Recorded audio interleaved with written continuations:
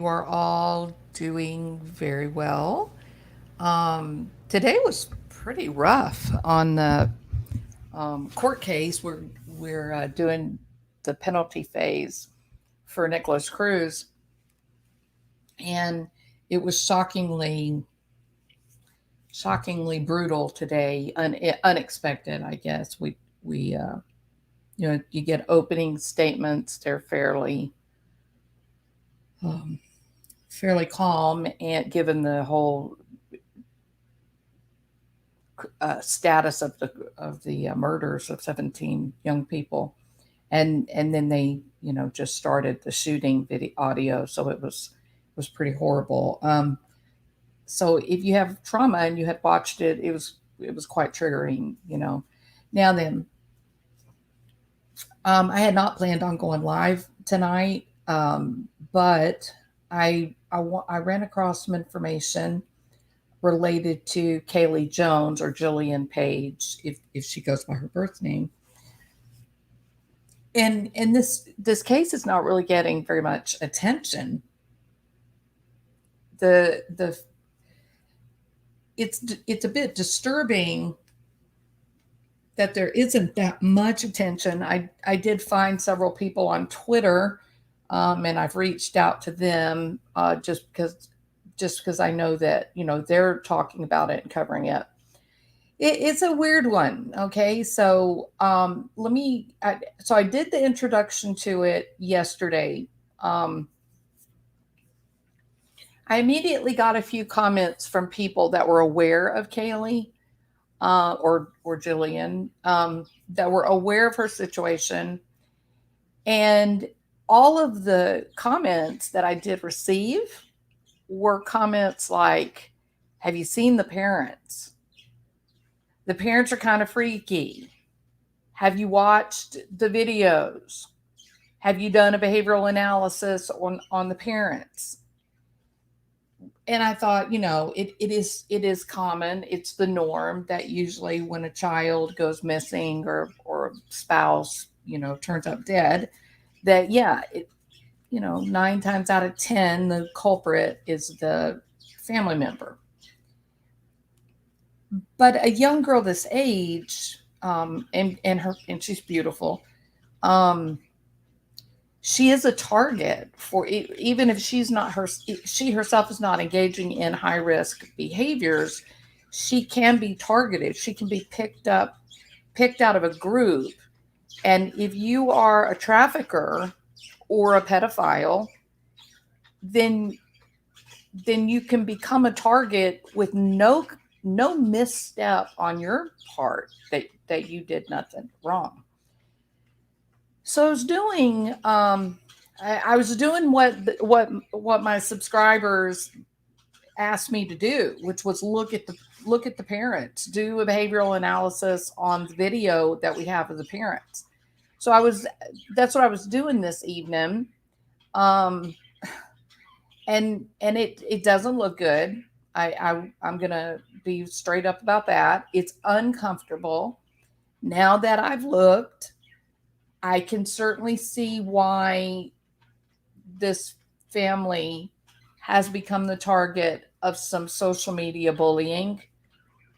There are people that are pointing their finger in a huge way, and they're saying, so the mom did it, the dad did it, somebody in the family did it, she's hurt or gone. And I'm certainly not even anywhere close to that position at all. And family member, if you run across this video, you want to reach out. The story of your little girl is not being covered. It's not being discussed, and in the limited places that I've seen discussion about Kaylee, it just seems like people are really uncomfortable with the parents. It really does. So I'm not convinced that they had anything to do with it, but I also I agree that there are some red flags, right? Now, let me find my video. Hold on. Oh, not that one. Got a couple of videos that we're gonna look at tonight.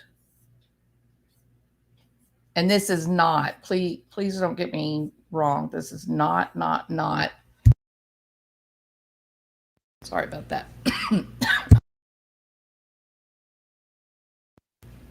This is not an indictment of the parents. Okay, so don't do not misrepresent my video tonight as being judgmental towards the family or the mother. That is not what I'm doing. Okay, so let me share this video. Hold tight. Just one second. Share the audio. And now we're going to go to right here. Oh. Okay. Now, I got to get this out from in front of you.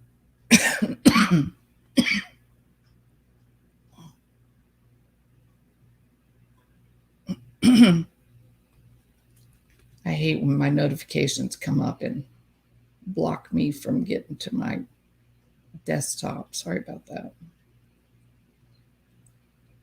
Okay. There it is. Okay. Now then. So here is a recent video. 1 minute, I'm coughing.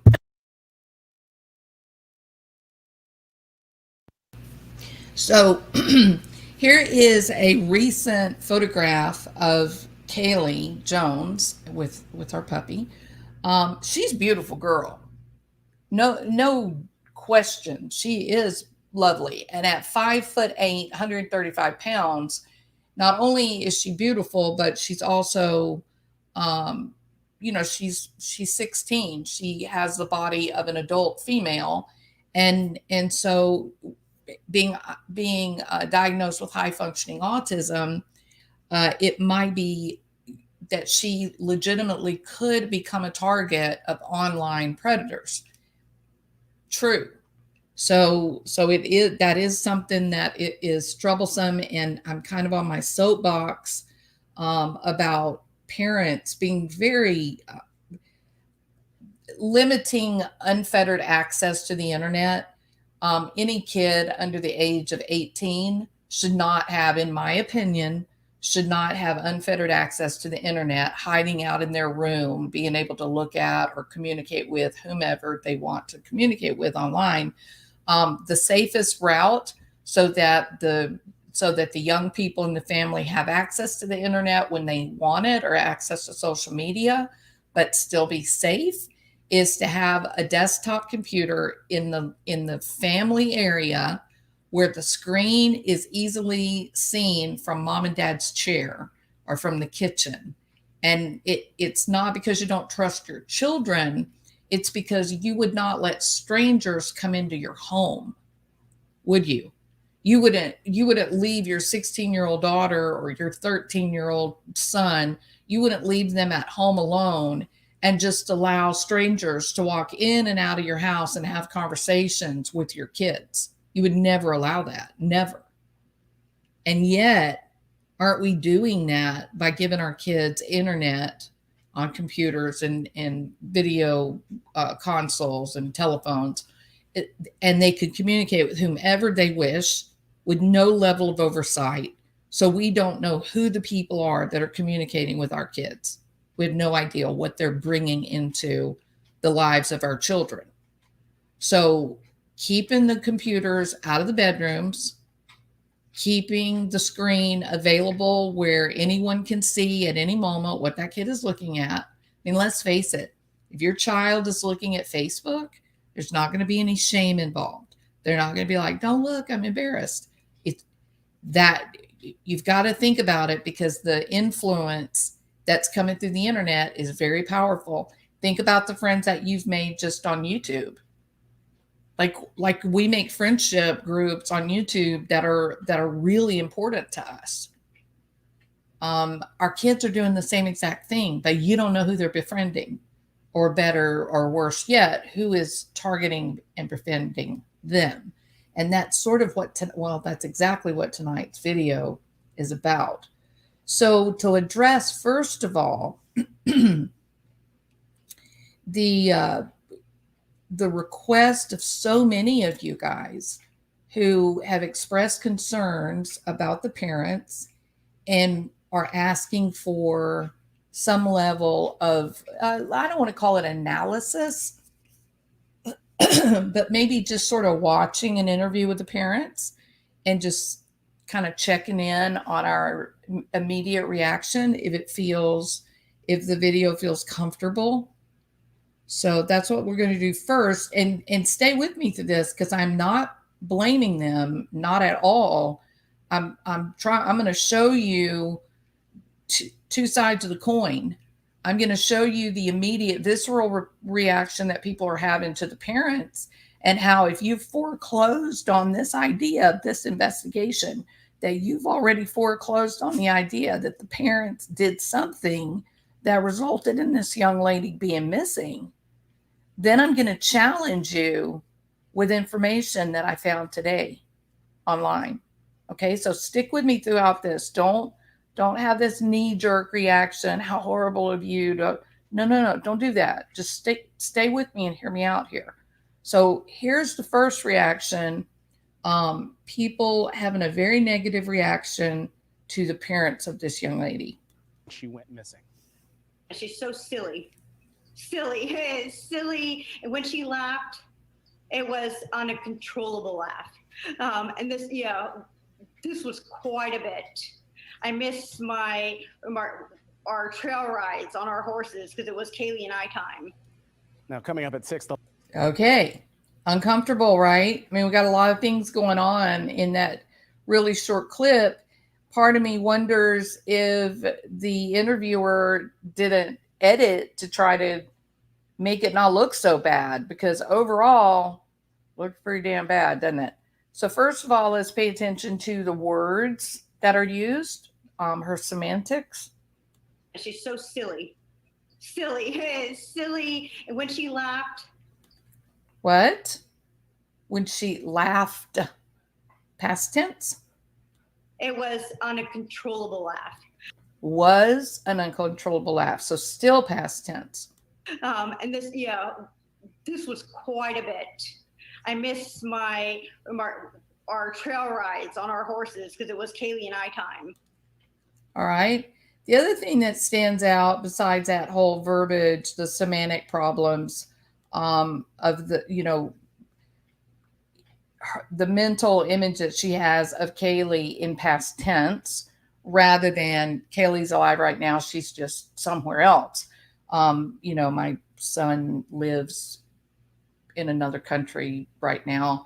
And so if I'm talking about him, I'm not saying, oh, well, when he used to come over on Sundays and we would cook barbecue or we would cook fish, he was so funny. He's so gregarious and he's so smart. And we always enjoyed conversations with him. He used to teach us things that we wouldn't have learned anywhere else. That idea of he's in the past tense isn't there. It would be like, oh yeah, so my kid comes over on the weekends. He would tell us stories. It was a lot of fun. Can't wait till he gets back.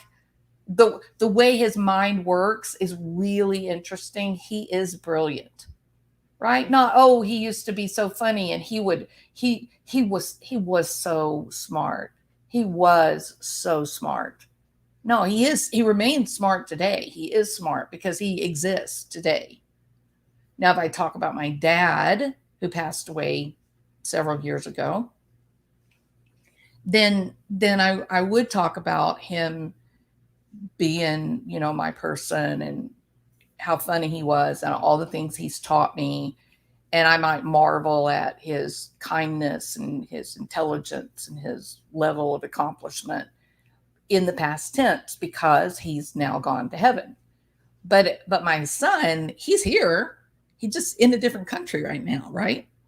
So so the past tense, the way that she's envisioning Kaylee is upsetting. She does appear to be impaired in some way. We don't know if it's something to help with nerves or if there's some alcohol or if maybe she has pain medication for a tooth that's been pulled out. You don't really know why, but it does appear there are some signs that there's some substances. But so now I want to focus on, when I play this again, I want to focus on her affect. I want to focus on how quickly her affect changes. If her movements and her changes are smooth, are they congruent to the topic that the conversation, what she's voicing? And it's a little odd. She's so silly. Silly. Right? That was strange, wasn't it? Almost hysterical. The left eye closing, she bats her eyes very frequently as she talks about Kaylee being silly and fun. She gets that rapid eye blink that all the behavior analysts say is indicative of a problem. And then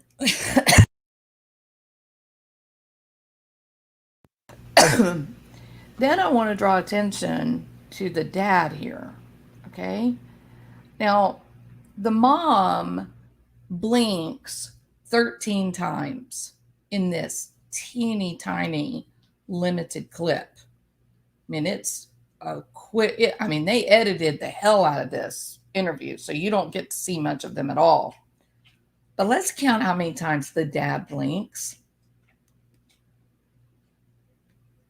She's so silly. And when she laughed, it was uncontrollable laugh.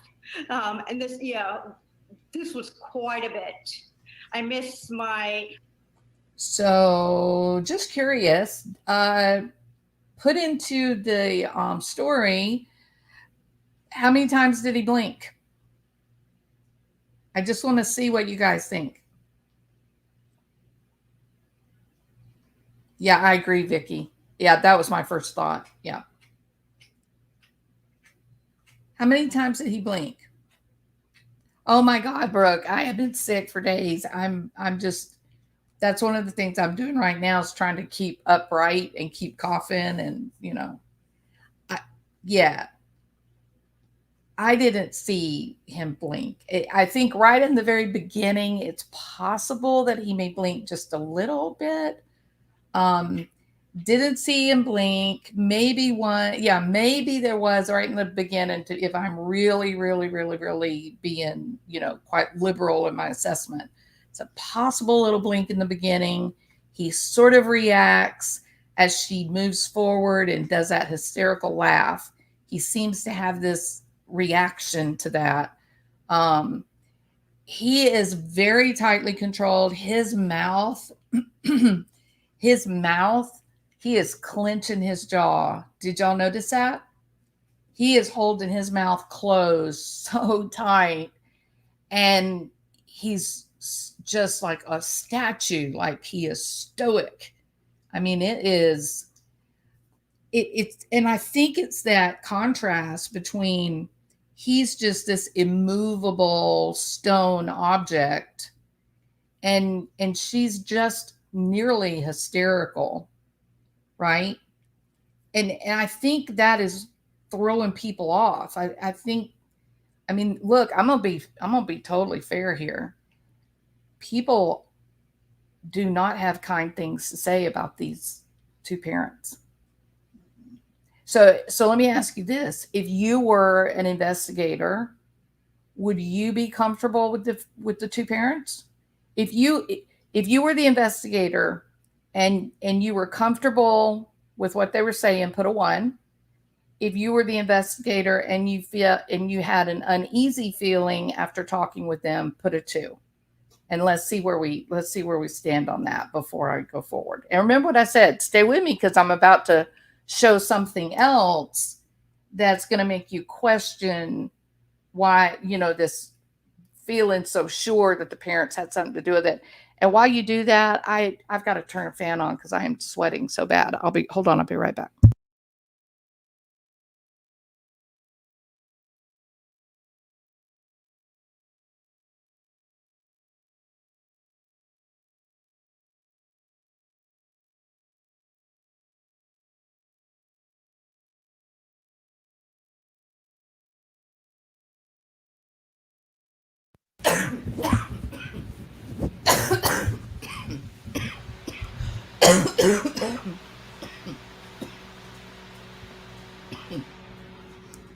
Okay.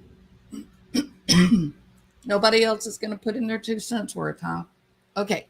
Now then. So let's go now to a different.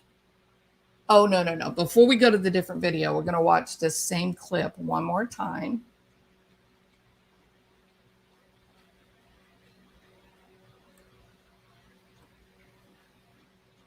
My computer, for some reason, is not responding. Why?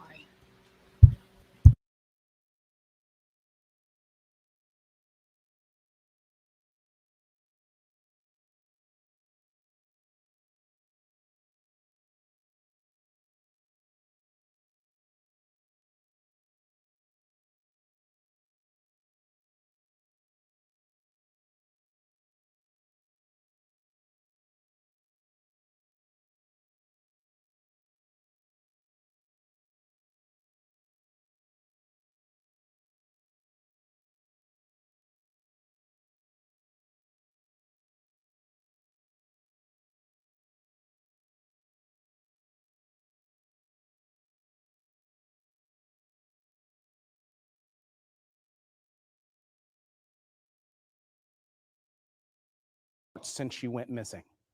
She's so silly. Silly. Silly. And when she laughed, it was uncontrollable laugh. And this,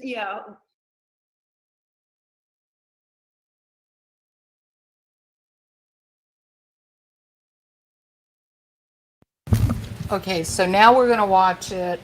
We're going to watch it in very slow motion, looking for micro expressions. Micro expressions can't be controlled.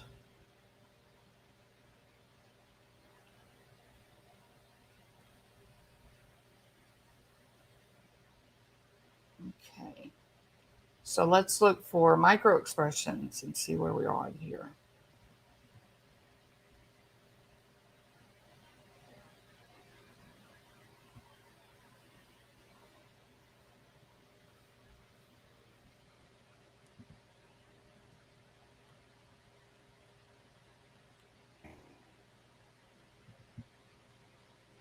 and she's so silly.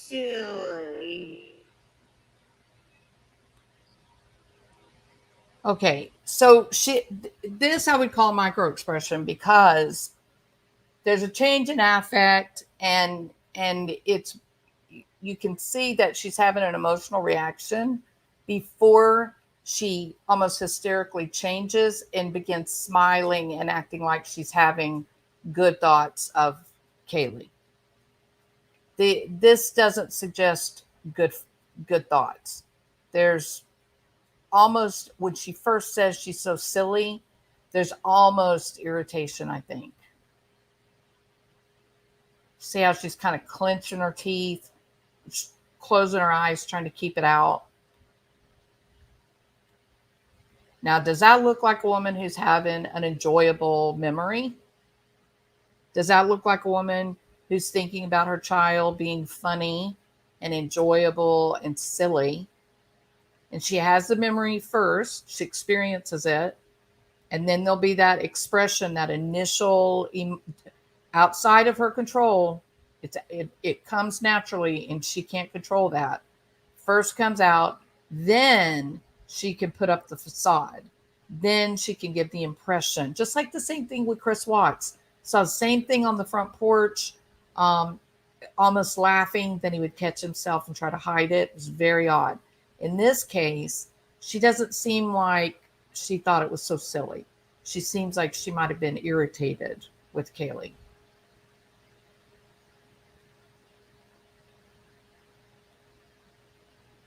Now she's got to recover, right? And this is when the husband kind of flinches. His eyes sort of not blink, but almost blink. They move a bit, and he looks down. And he has been looking at her pretty hard. Then he looks down, but then eventually goes back to looking at her very hard. And a lot of people have said he looks angry. He looks angry with the mom. Now we don't have a magic crystal ball. We can't read anybody's mind. But the disconnect between these two, they are not having a shared experience here. They're not experiencing the loss of a child together. He's having his. He is just, like I said a while ago, concrete statue. She, on the other hand, seems on the verge of being out of control emotionally. Silly. See that left eye? I'm not sure. One eye blinking and closing, other eye keeping an eye on the screen where the interviewer is. Now that's a very odd moment right there. I'm not going to tell you I know what it means because I'm not omniscient. But she's having a memory like something shocking. She's just witnessed something surprising or shocking. So some memory crept in and distracted her from the story she's telling about Kaylee being so silly, i.e., funny and cute and happy and fun. No, that she's a memory has creeped in here that she's shocked by. Something has shocked her. It was uncontrollable.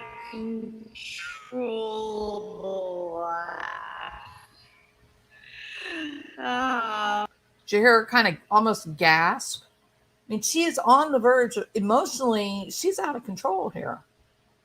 And this, yeah. This was quite a bit. So it is so odd. If you think that this clip illustrates a strange demeanor in the both parents, put a 1. If you think that this is two parents that are dealing with the shock of a missing kid, put a 2. I'm just curious. Sleuth Mom said, raising Kaylee. She was diagnosed with reactive attachment disorder. Well, it's more than it. Reactive attachment disorder is more than simply not forming emotional connections. They might form emotional connections, but the wires are crossed. And so if they feel love, they may actually lash out physically in an aggressive manner.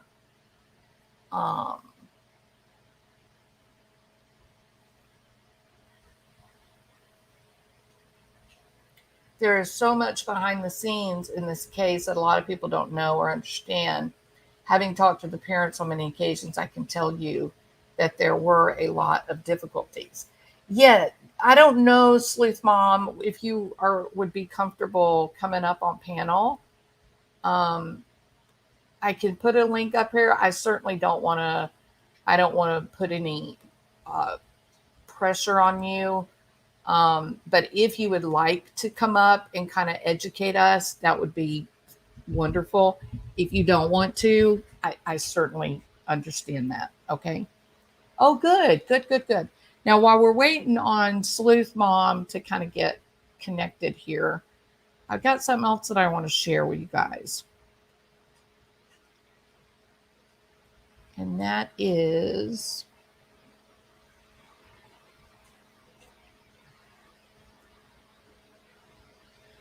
this article that I found.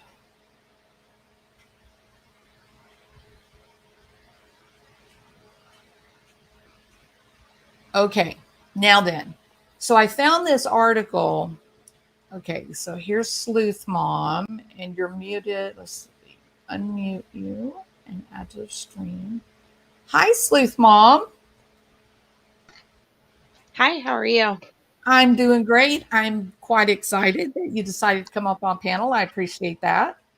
Yeah, absolutely. I mean, anything honestly that is raising awareness for Kaylee is good right now. That's right. There is a lot of things going on in the background of this case right now. So I've talked to her parents. Parker, I don't know if you've seen our interviews with them, but Parker has also talked to the parents quite a bit. And then, of course, we've been working with the advocates in the background as well. Missing Justice, I believe. Yeah, Missing Justice.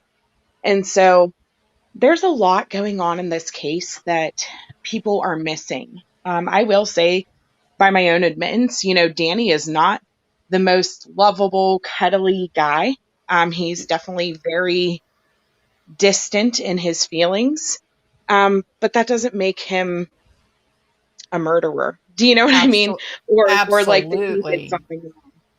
And so I know that Brenda for sure is struggling with the guilt of the emotions behind all of this a lot because she was angry with Kaylee. They had just caught her doing all these horrible things online again after they had previously told her, and explained to her, and they thought that she was doing better and different things like that. And so they had just had this huge fight right before all this happened. Yeah. I mean, so was it three? Was it 3 days before she went missing? They took her phone, or 3 weeks? No, it was just a few days. Yeah. Okay. 2 or 3 days. I can't remember if it was 2 or 3. Okay.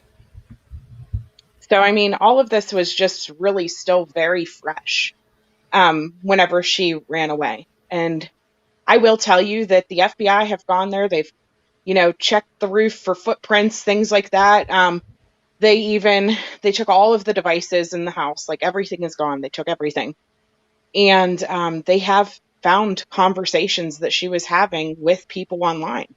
Yeah. And so that's something that's very real that they are investigating and trying to get IP addresses and things like that, because that Omegle chat room, it's really used by traffickers quite a bit.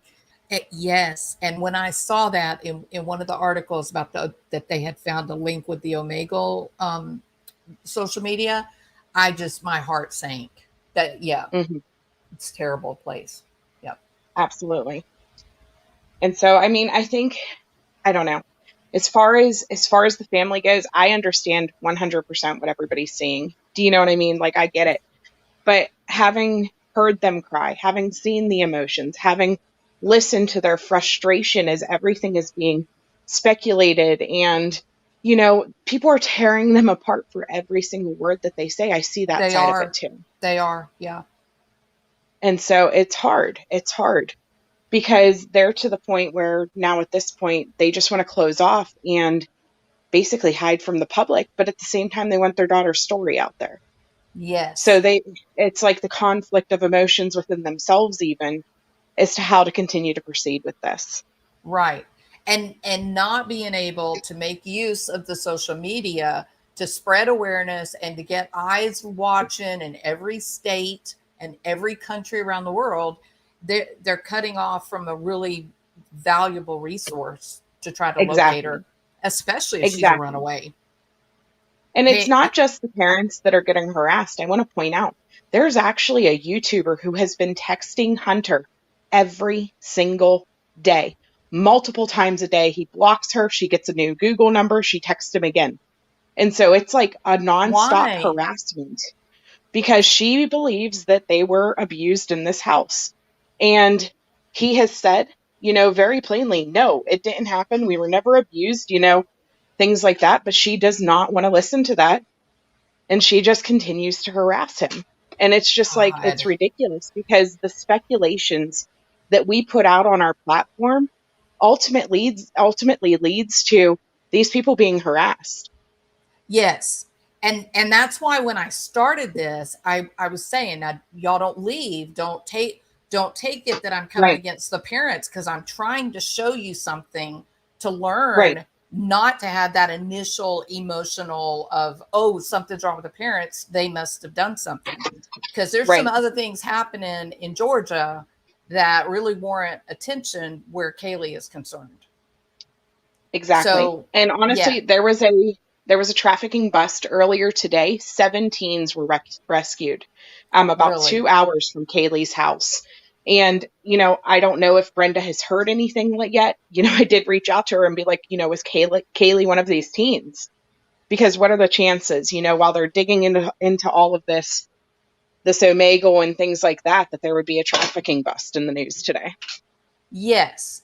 So that was, and so I, when you came up, that's what I was just about to transition to, was the Hmm. second part of this story. So you're welcome to stay while I kind of put this up and show it, so that maybe we can learn a little bit more about not coming out so harsh and judgmental just because Hmm. somebody may be presenting in a way that feels uncomfortable.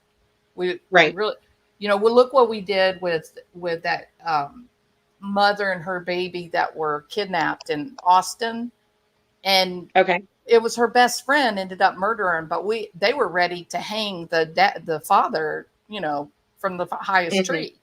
So Right. so anyway, so let me go I into, can say that before today, or actually no, before the other day, because I seen your first video that you did on Kaylee as well. yeah. I had never watched your show before, so I Oh, just want to sincerely thank you for bringing her case, regardless of how you speculate or what you're doing, to your sure. people, because that's important. That's what we need is her face going everywhere. Uh, So thank you Absolutely for that. agree. When I first started reading this, I actually have been really surprised that more people are not covering her case. But then when I started reading how the parents were really being targeted and essentially, bullied, and the accusations have been pretty strong, then that made it clear why there's YouTubers are not covering it. They don't want to become the Right? target. Yeah. Yeah, they don't want to So, get involved in the drama, so how old and is that's sad. Hunter? We shouldn't be in a position where we're alienating one side or the other or things like that. Missing people, they need covered. They need everybody to cover them. Their face and the phone numbers need to be out there. Hmm. Absolutely. Yep. How old is Hunter? Is that her brother? Yeah, Hunter is her older brother. I want to say he's like 3 years older than her. I'm not exactly sure. I know that he went to Chicago for college, so So he's he's an he's of adult. age. Hmm. He's an adult. He's in college. He's telling people that their home was a good one, and people don't want to believe him. Right. Wow. Okay, that's crazy. Okay, so maybe this next story that I'm going to put up, this may be connected to the bust that you said happened today. Hmm. So let's put this up. Now, this story that I'm going to show you now is, I'll show you how far it is from Carrollton, Georgia. Okay. So this guy that I'm about to talk about, and what they found, he's been arrested for possession of child pornography, but it goes so much deeper than that. Um, he is 40 minutes away from where Kaylee Jones lives Oh in wow. Carrollton. He Hmm. was located in Coweta County, Georgia, which is a straight shot up the interstate to Carrollton. Right. So that matters. That's, pay Yeah, that's attention to that. close. I mean, Yeah. that's very close considering that we have. There was a man that she had. Well, of age, I'll say. He was, I think, 18 or 19, that she had been in contact with, that drove several hours to meet her in the woods outside of her house. Oh So my this was God. not a new occurrence for her, this meeting up and being involved with people online, random people. I've seen Yeah. the messages, I've seen, communications that occurred. And unfortunately, she's a very troubled girl. Whenever she is found, I hope that they are able to get her the help that she needs to Yeah. someday be a productive adult. Yeah. And I'm going to tell you too, as soon as people hear you say that this young woman had some struggles, that she needs some serious help, now they're going to say, oh, how dare you, victim shame, and but we have to deal with reality. And if she is diagnosed with autism, high functioning autism, and she's going on the internet, she's wide open for grooming. Hmm. She is wide open for grooming. Right. So this And it's not so man, much about victim shaming as it is reality.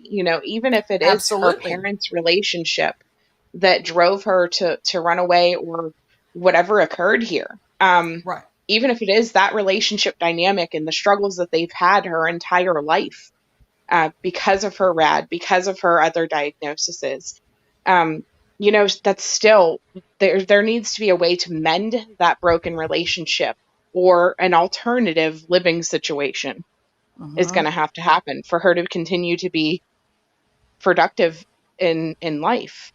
Absolutely. Absolutely. I agree completely. But there are YouTube creators that enjoy using their platform as like a foundation for virtue signaling. And so if you make an attempt to try to understand a criminal, why maybe a criminal did what they did, or you bring out some dangerous behavior that the victim may have been engaging in, then the knee jerk reaction is to say, "Oh, you're a terrible creator. How can you want to explore this monster? You're enabling them by talking about them." It's like, no, no, it's a process of just trying to understand how these things happen. Because with understanding, then maybe you can take steps to keep your kids safe.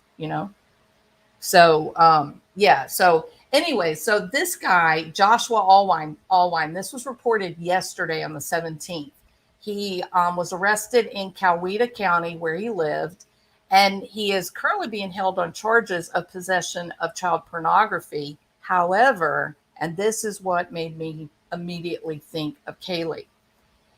They found on his computer a pedophile manual, a manual to teach other people how to groom, how to engage in these activities that are unnatural. Um, when they downloaded it, it was thousands of pages, thousands of pages. So I'm just going to kind of go through this article and read it. And I want you guys to keep in mind this guy was writing a manual for other pedophiles so that they could access children online and groom them and entice them into a real life meeting. This is the guy that wrote the manual on that crap, and he lived 40 miles away from Kaylee. I don't think we can ignore that. I think it matters. I think we've got to consider um, if she, you know, came under his attention. So he lived in Peachtree. He was arrested in Coweta County. They found child pornography on his computer. He's been charged with 2 counts of possession of child pornography, and he is 44 years old. So Casey Mullins, who is the investigator related to the computer lab at the sheriff's office, said that they were able to unlock heavy encryption, and that's where they found these literally thousands, tens of thousands of images, videos, drawings of child pornography. They were well hidden and they were well protected. But this Coweta County has been working hard on the electronic crimes against children. And so they were able to crack this code. Um, More disturbing than the child pornography, they ended up finding a large manual. It was over 1,000 pages. There were 28 chapters. And when they printed it all out, it took a huge binder to hold the whole thing. It is a complete how-to teach other pedophiles how to recruit children, how to victimize children, and even includes chapters on infants. Now, in line with what I had said just a few days ago, there were chapters also like how to recruit single moms. So single moms with children become the focus of these guys. They get in the good graces of the single mom, they start up an affair or a love affair, and that gives them access to the children. Other chapters like finding children, what personalities would be children more likely to accept the grooming process, to be open to the grooming process. So as the investigators went through this book, they recognized that it was a treasure trove of information that could lead to the arrest of literally hundreds, if not thousands, of other pedophiles around the world. The problem is, it's not exactly illegal that he wrote this book. Isn't that horrifying? Absolutely horrifying. So this is the evil human being. And I don't mind saying that he's evil and a monster if he is, in fact, the guy responsible for this child pornography and this manual on how to victimize even infants. Allwine is a land surveyor. Now he was duly employed. He had a good job. People looked at him as a contributing member of society. No red flags. He was just one of the guys. He was formerly from Coweta County and had moved to Peachtree City. Investigators said they found no evidence in the computer files of any local children victimized, but he does have pornography from children from other places. Authorities are still investigating, and they will be filing additional charges. So we really need to be careful in this whole true crime genre. We need to be really careful about these knee-jerk reactions of, oh, I'm sure the parents did it. The parents had to have done it. The parents are odd, therefore they did it. When there's a lot of other facts out there to consider. Now that you see this, no, you're fine, Sleuth Mom. You're welcome to come back up if you want.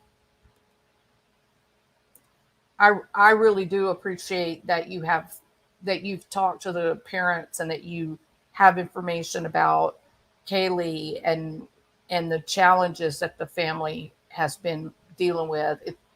We can't make this about the parents. It really needs to be about Kaylee. Remember Gabby Petito. Remember who found her.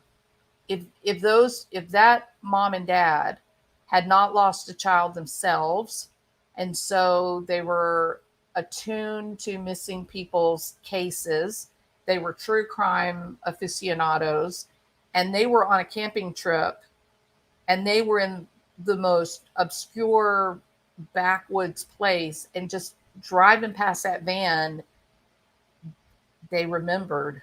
They realized, oh wow, we have video of the van. We know where she might be. Without that, I don't believe they ever would have found Gabby. I don't think the animals, Mother Nature would have taken care of the remains, and it would have been, the parents would never have known the answer. The ability to use social media to wake people up and to think, oh, I need to be on the lookout. I need to watch and be aware. It's invaluable in missing cases. And when you're talking about a 16-year-old potential runaway, or, if she was groomed online and she was enticed away from the safety of her home, that is an abduction. That is not a runaway.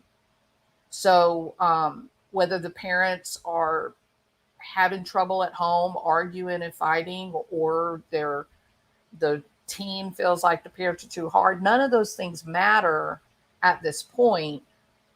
The role that we can play, we're not going to solve crimes, but what we can do is there's tens of thousands, hundreds of thousands of people on YouTube that tune in to true crime content every day.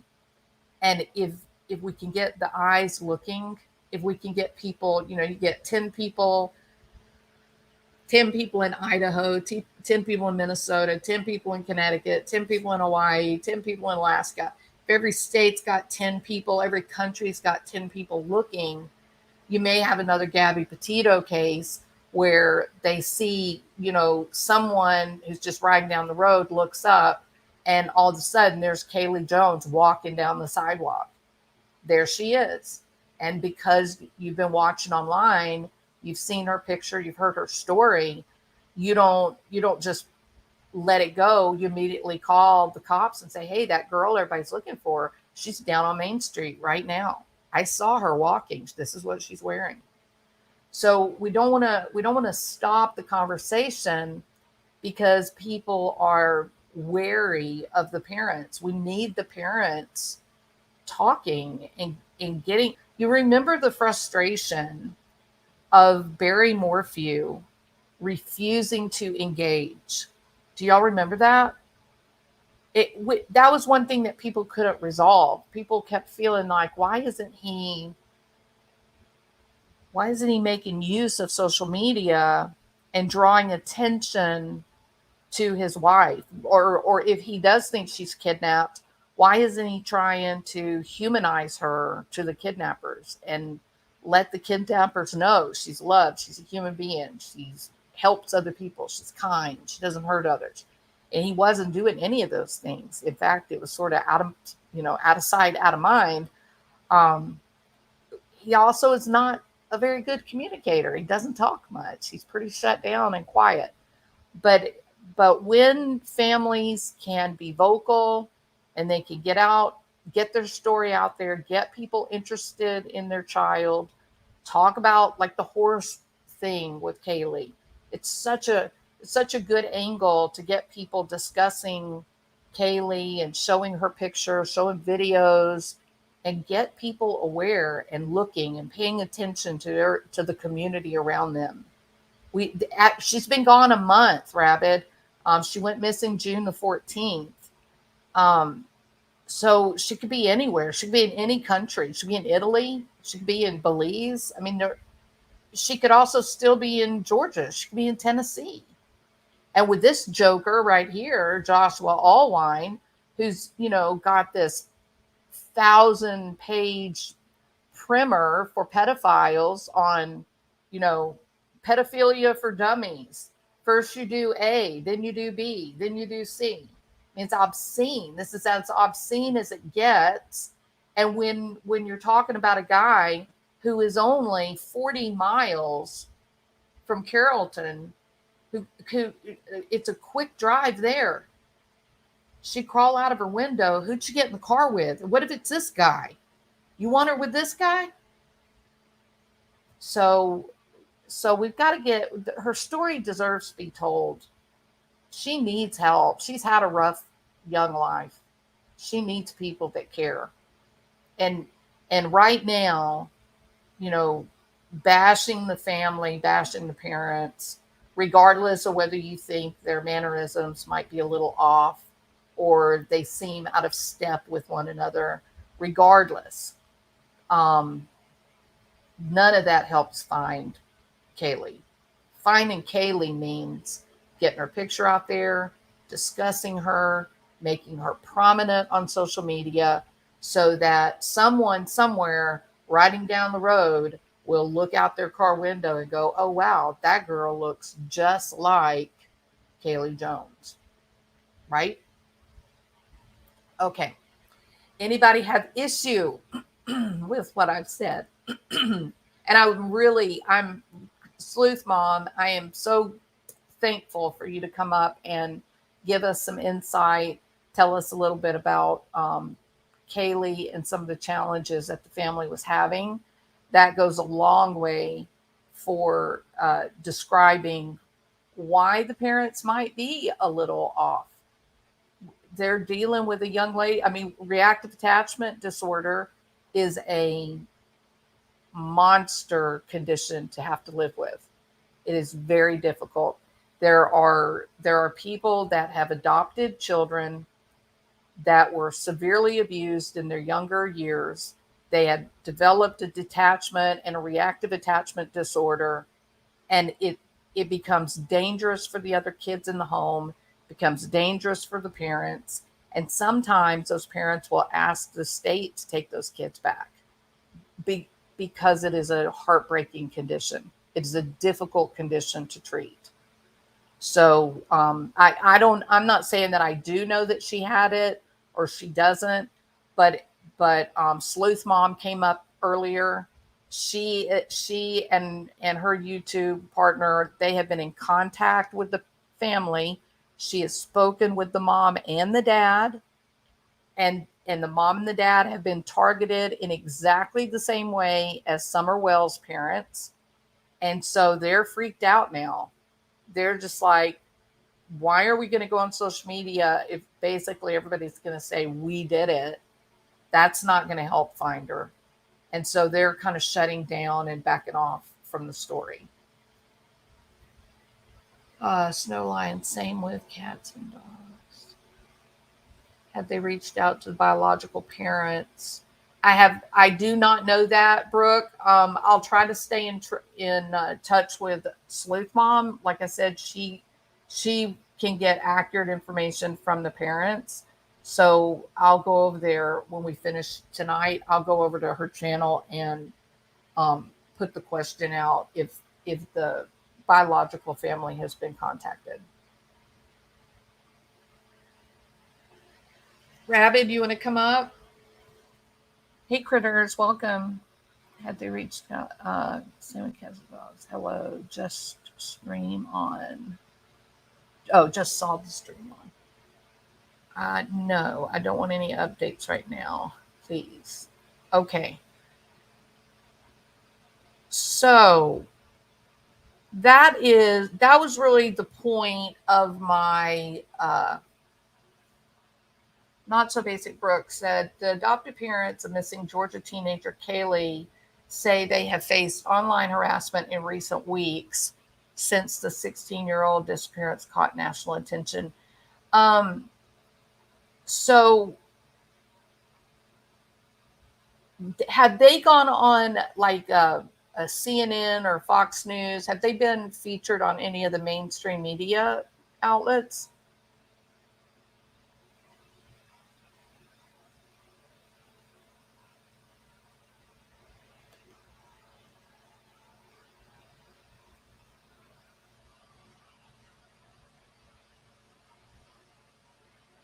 Yeah, and she was a bit older when she was adopted too, Brooke.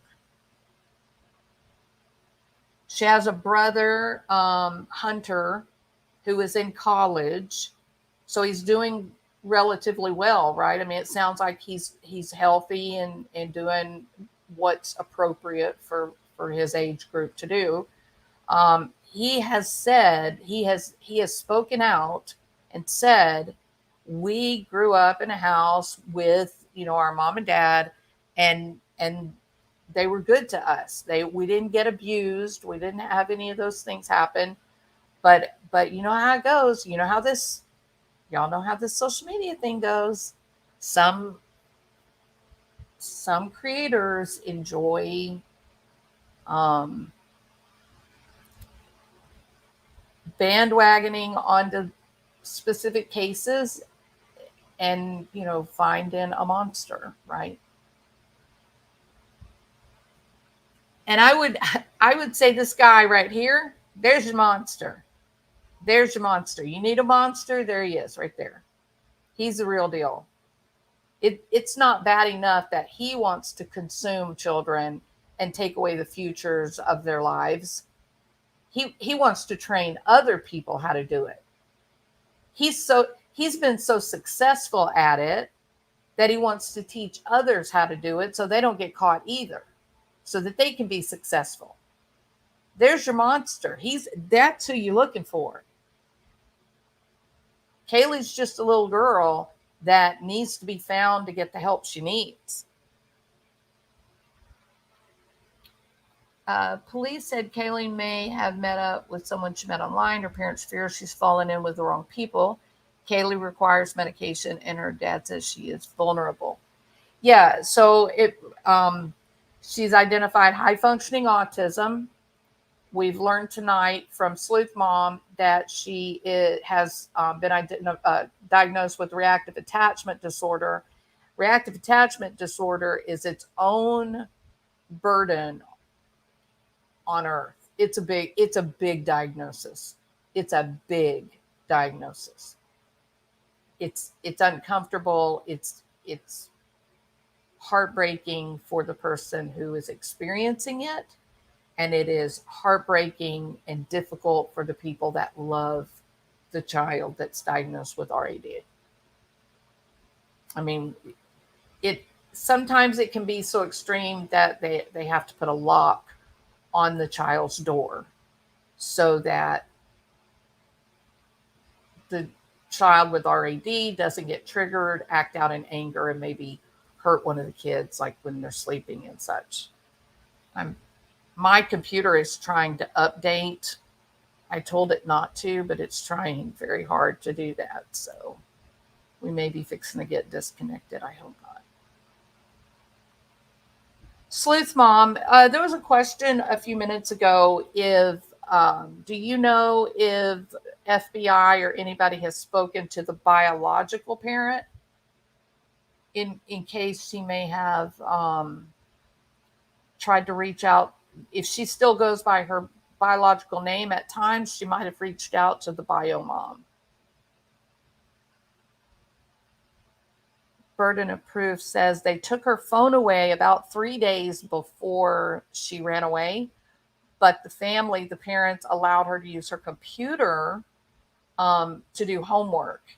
And it was having access to the computer that she was able to get on Omegle and reach out to these people that she had befriended that, unfortunately sound like they might not have been good people. This guy was arrested yesterday in a town that's 40 minutes away from where 40 minutes away from where Kaylee lives and went missing. And I think it's notable. And then Sleuth Mom said that there was actually an arrest of 7, I believe she said 7 teens. Let me look real quick. Hold on a second.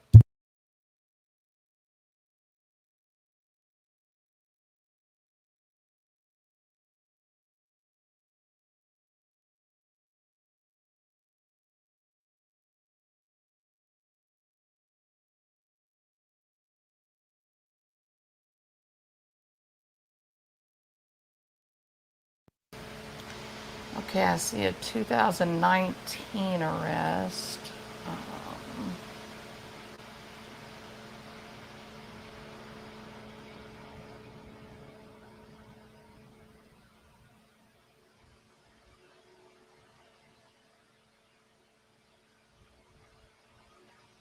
I don't see it. That is from the border.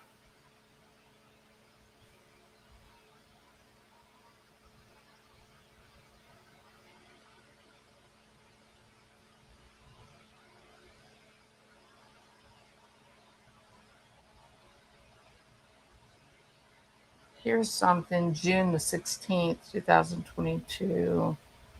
Electronic sniffing dog helps capture high-profile suspected pedophile in Mexico, ending an international manhunt. That was just a few weeks ago. And then we heard about the whole Disney child predator problem. That arrest happened March the 31st this year. It was horrifying. But where's the one?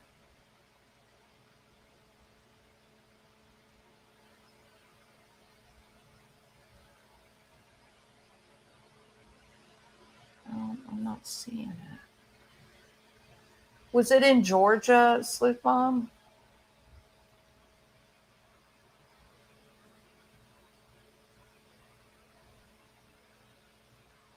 Hey, Crime Story Junkie. It makes you wonder if they found this guy from her electronics. And that's what I wondered, Crime Story. That's why the trafficking bust was today. It's on my community wall. Okay, so I need to get your FBI's contacted and interviewed everyone, including her friends.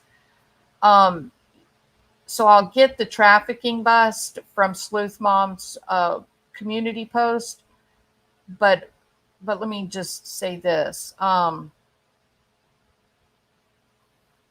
In fact, if you guys want to go over there and subscribe to Sleuth Mom, and I wondered if through her electronic footprint, these people she had contact with on Omegle, I wondered if that's how they ended up with this guy, thinking he was a run-of-the-mill, creeper who may have enticed her, to sneak out or whatever. But then when they got into his computer and they saw this manual, that opened up that this is huge. That people don't write books unless they feel competent, y'all. You're not going to write a book if somebody comes to me and says, excuse me, Jules, do you think that you could write a book for us on catching marlins in deep sea fishing? I'm not going to say, sure, no problem. I'm going to go, no, I don't know how to catch a marlin, and I don't really fish, like, at all, not even guppies. So no, why do you want a book from me? I can't tell you anything. People don't write books on topics that they don't know. When people write a book, it's because they have developed insight and information, process and procedure that is specific to a topic that other people don't have. Other people haven't developed. They lack a particular level of insight that only develops after spending a great deal of time doing that activity. This guy wrote a 1,000+ page book to teach other people how to do this. Now, here's where my next thought went to. My next thought was, why would he do that? I mean, he could sell it, right? I guess for a lot of money from certain people. He could sell it, but what's going to be more lucrative, to sell it?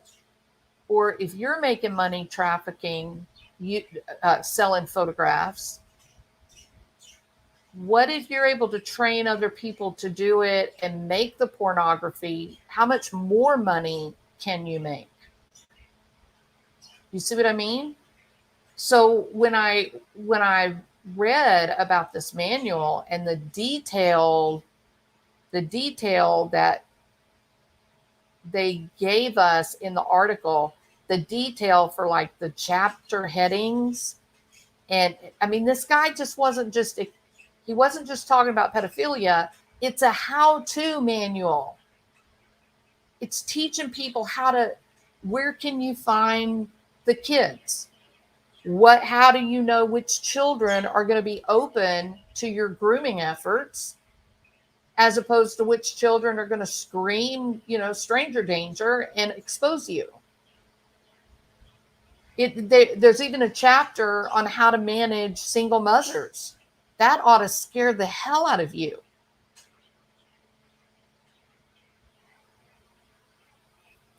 I just subbed to Sleuth Mom. How did I not know about her?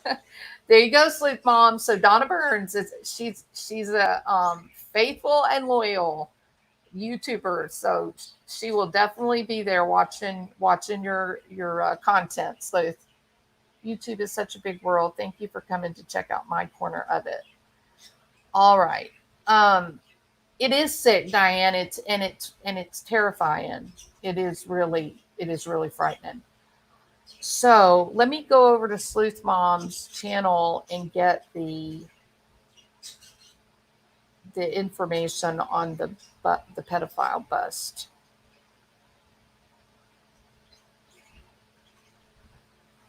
And you guys just talk amongst yourselves. I'll be right back.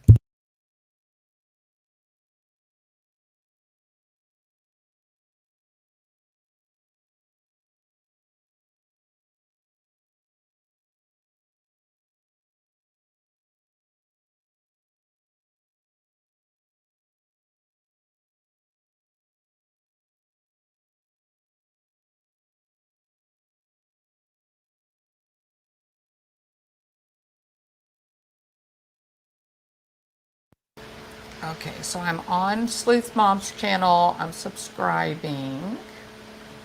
And be sure to hit the bell notification for all notifications or you won't know when she goes live. And let me go over here to her,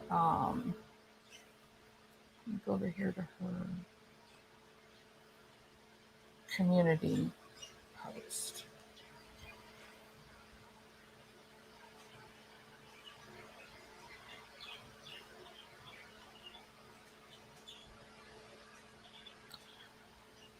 Okay.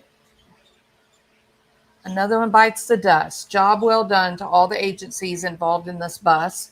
So many rescued and 7, yes, count them 7 missing or endangered minors have been saved. That's so amazing. It's wonderful. And more monsters are behind bars. Let the healing begin. Absolutely. Uh-oh. It's saying that the page cannot be found.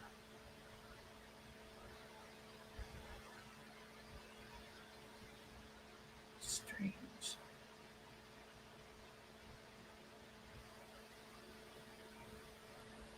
We must have been in Alabama.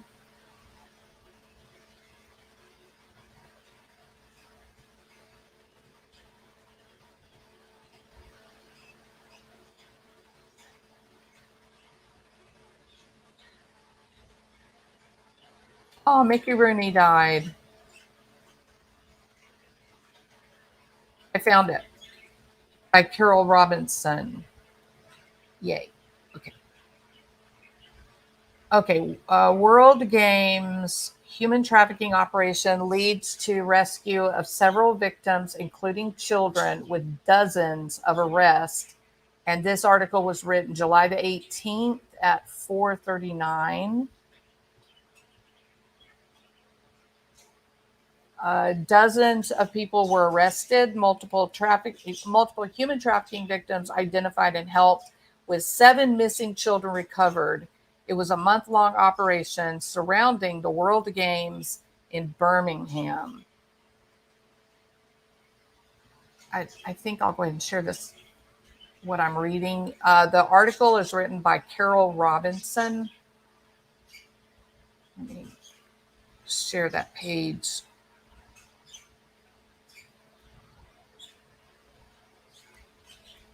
Because a lot of people just like to read along. You know what I mean, Jellybean? It's so great. They got 7 kids. It's wonderful. Okay, dozens of people were arrested, multiple human trafficking victims, and 7 missing children have been recovered.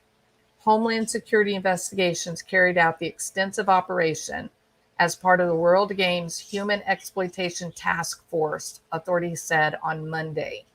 It has been dubbed Operation Game Stop, play on word there.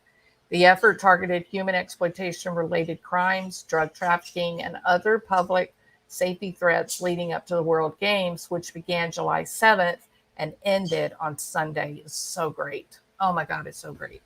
The operation, which started on June the 23rd, and she went missing June the 14th, right? So 9 days before this big event where unfortunately there's a great deal of trafficking, sex trafficking that happens. The operation started on June 23rd is the largest, most concentrated effort in Alabama to attack human exploitation.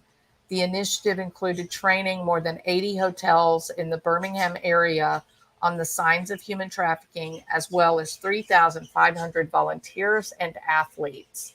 Major sporting events like this routinely attract transnational criminal organizations and other bad actors involved in illicit criminal activity such as human exploitation crimes, drug trafficking, and the sale of counterfeit merchandise. Special Agent in Charge Katrina W. Berger oversees HSI operations in Georgia and Alabama. The operation resulted in 34 arrests of commercial sex buyers and 6 arrests on human trafficking related charges. There were 8 arrests of adult males for online enticement of a minor and traveling to meet a minor for sex. 15 adult sex trafficking victims identified and provided with services. 4 minor victims of labor trafficking identified and provided services. And 2 minor sex trafficking victims identified and provided services. Gosh, we can only hope that Kaylee has been arrested, that has been, you know, rescued.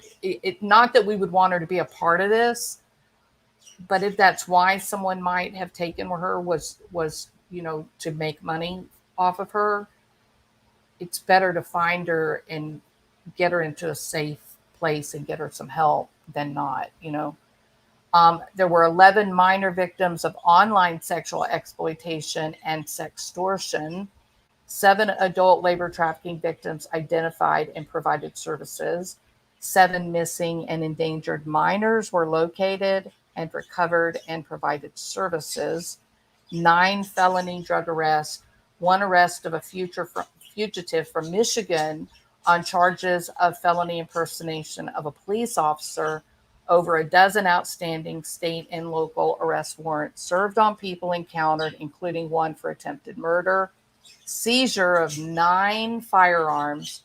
More than 20 search warrants were executed. Seizure of more than 30,000 in counterfeit goods. Multiple agencies took part in Operation GameStop. They were the Alabama Fusion Center, the Birmingham Police Department, Alabama Attorney General's Office, Jefferson County District Attorney's Office, Fulton-Dale Police Department, Bessemer Police Department, Shelby County Sheriff's Office, McClellan County, Texas Sheriff's Office, Jacksonville, Alabama, Jefferson County, Hoover Police Department, Oxford Police Department, East Metro Area Crime Center, Homewood Police Department, Vestavia Hills, Butler County Sheriff's Offices, Gwinnett County, which is Georgia. That's interesting. The Tuscaloosa Police Department, the Northport Police Department, the West Alabama Human Trafficking Task Force, and the FBI. The fact that Gwinnett County, that's interesting. And so here are the angels at work that cause this great thing to happen. It's amazing, right? Good people. Good people. All right. And thank you so much, Sleuth Mom, for giving it. Let me add her to the stream. Okay, you're on the stream. You're live again. Looks like you're there you go. Sorry about that earlier. No, My phone died. I wanted to give it a minute to get juice. Yeah, so this bust, if you Google where her house is to where this bust like primarily took place, it's about a 2-hour drive. And so even if she was not rescued in this, I just can't help but wonder how much of her Omegle communications and different things could have been part of this. Regardless, 7 missing and endangered minors are now off of the missing list because of this trafficking bust. Yeah. And so I think it's hard whenever you have missing teens. So many people put Runaway, and whether they left their house on their own accord or not does not mean that they continue to be out of their house by their own choice. Exactly. We're seeing the rise in trafficking of teenagers. It's so much. It's so much. It seems like every other day we're hearing about a trafficking bust, or, a teen went missing in Ohio and found in California. Stuff like that is happening day after day right now. And it's just disgusting how much the social media aspects play into this. And then it's almost continuously you hear that the child was high functioning autistic, or something that makes them be in their devices more often than your typical child would be. And then, of course, COVID forced all of our kids online, and and that exasperates it as well. And so, even if she wasn't one of the kids that were saved, I just can't help but wonder how much of the investigation into her devices could have played a part in this.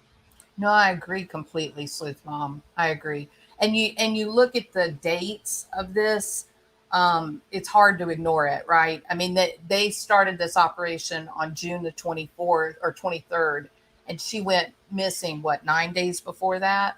So they had Right, access to her electronics. She may very well have provided the path that led them to these traffickers.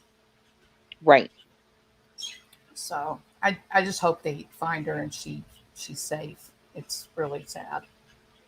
I So know. And her family is just, they're devastated. And I know people aren't used to parents not, being hysterical and not being upset and stuff like that. It's just, I honestly think that it's just their personality. They're just not, that type of people, especially in public situations.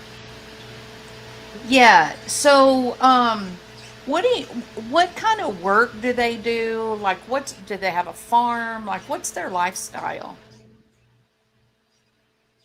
So Danny, I don't know if I'm pretty sure he works at the horse ranch, where she was horseback riding, or at least he's heavily involved there. I'm Okay. honestly not entirely sure of like what they do day to day for work though. I just know that the horse thing is a big part of it. I So didn't the really dig into their careers because, it just wasn't that relevant. You know what I mean? To what so the to but where she so is. are the stables, that's a commercial project that they have? I mean they house horses for others, or they train, or I'm do pretty you? sure that he works at the stables because he would take her to there a lot. She did lessons, and then they were using it as almost like a pet therapy type of situation, Yeah. so that she could go and be around the animals, and it was something that she really enjoyed. Yeah, well, I mean, that's actually that's a prescribed type of therapy for high functioning autism. Is Hmm. working with the horses. So I didn't know if she was in like an organized program with the horses, or she just had access because the family um rode I know or that she took lessons as well. Like she did do okay. horse lessons. Okay. Well, I've got two issues, that come up often, and one is if you have a high functioning, if your child identified high functioning autism, they're they have very special needs socially. They're still Hmm. not understanding the social landscape. However, their IQ is normal, if not even above normal, or in the above genius level. They're so while they don't understand the social landscape, they can very often mimic it, especially if their IQ is higher. Right. And so you really, for those kids that are special in that manner, you've got to really protect them from what they're being exposed to, because they can mirror those behaviors and not really quite understand what they're doing. Well, and that's exactly what Hunter told me about her. He Really. said that she was brilliant. There She you was go. extremely smart, but that there would be social situations sometimes that she wouldn't, say the appropriate thing necessarily or react appropriately. But for the most part, she got along great. She was extremely high functioning in that aspect because she has adapted to a lot of her environments. She has been able to hold down a job. She worked at Dollar General. Um, Really. hmm yeah, Very and good. so she's she's been she's been very active in that matter. Hmm. So what you're describing, if she had gotten online and run across a trafficker or a pedophile, they she could have been enticed watching other people online and their interactions. She could have just been parroting and acting out what she was seeing without any Hmm. real recognition that she was putting herself in danger. Right. Man, that's so sad. So that's number one on my soapbox is high functioning autism, it comes with a lot of responsibility by the parents. It's hard to kind of grasp that your child can have a exceptionally high IQ, but not really be able to understand when they find themselves in these social situations that they don't really understand what is happening. But that's the nature of the high functioning autism. That's the definition. That's why it is a problem. And so Right. you do have to protect who they're being exposed to, because they may begin to mimic what they're seeing. And then the second part is, you don't let people come in and out of your house to spend time with your children. You would never let a stranger, a 40-year-old man from off the street, come into your house to spend time with your kid. But we're giving our kids computers and iPads and letting them go off to their room by themselves with no idea who they're talking to. And the Hmm. influence online is quite real. So Right. we really, the idea of having a central computer in an open part of the home, like the family room or the kitchen area, where everybody can That see the is something that screen. they did have her move her computer to the dining room so that Uh-huh. whenever they would walk past and stuff, that they could see what she was doing. And her dad had said that one of the things that she did was she had her chat window minimized to a certain point so that whenever they walked into the room, because after, of course, after she went missing, they immediately checked her computer. Yes. And so her school website would be popped up, but as soon as you minimized her school website, it would be school website on one half and then the chat website on the other half. And so she was Wow. very tactical in how she was communicating without them realizing at the same time still. And Man. somebody asked how old she was when she was first adopted. She was 3.5 years old whenever she was matched with Brenda and Danny. Okay. So just to answer that question, Did she was 3.5. She had been in the system. She was 18 months old whenever she was removed from her biological mom. Oh my goodness. Okay. So it was a bad situation at home. Hmm. Did she ever meet the bio parent? Yeah. So in February, she had ran away, and she was only missing for about 4 hours in February. And what had happened was, again, they had taken her cell phone, and she decided she was going to leave. She actually went outside and got into the first person's car that drove past. And it Oh just so happened man. to be an elderly woman who took her to her house. She had seen her walk in, took her to her house and called the police, Yeah. and the police brought her home. And so that was when they sat her down. They tried to figure out what they were going to do, because they didn't want her running away. And so, from what they told me at that point, they offered her to go stay with Hunter because Hunter and her had always had a close relationship. Of course, they were in foster care together, then they were adopted together.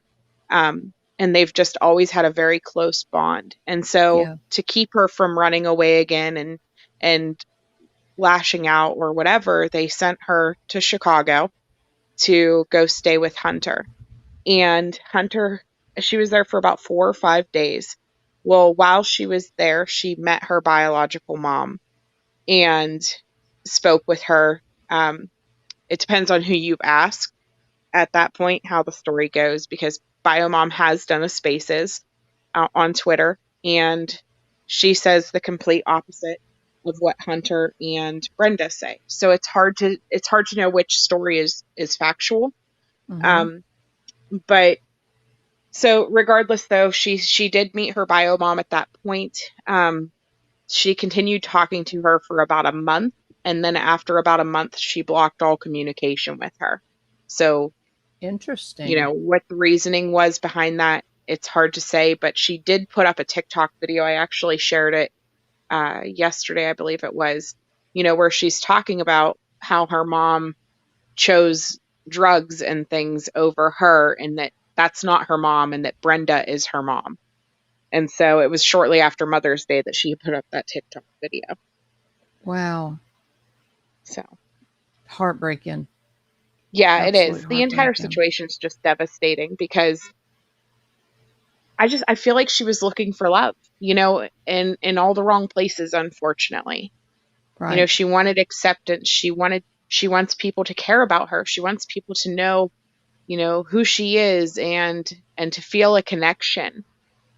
That's my opinion of what I see. Yeah. I And no, I, so, I agree. Kaylee, if you happen to listen to this, there is an entire online community that loves and cares about you and wants you home or somewhere safe. Absolutely. Sorry. No, you're fine.